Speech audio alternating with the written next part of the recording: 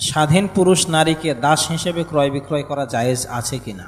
স্বাধীন পুরুষ নারীকে ক্রয় বিক্রয় করা দাস হিসেবে হারাম, কাবিরা গুনাহ।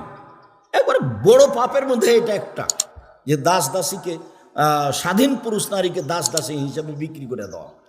আমরা শুনি যে বাংলাদেশের মেয়েরা বাহিরে গেলে দাসীর মতো থাকে, শুনি মাত্র।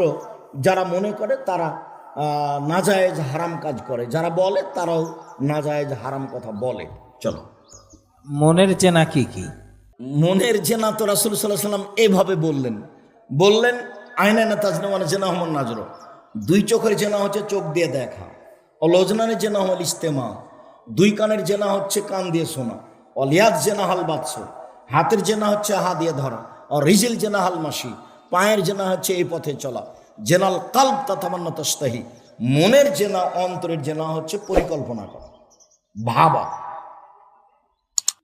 অজেনা লেসানুত, আর জিবার জেনা এভাবে এই বিষয়ে কথা বলা। তাহলে ভাবা, পরিকল্পনা, সেটা হচ্ছে মনের জেনা।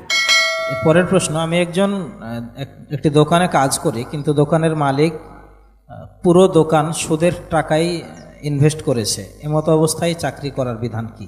তার খুব ভালোভাবে জানা আছে যে সুদের টাকা দিয়ে এই ব্যবসা চলছে।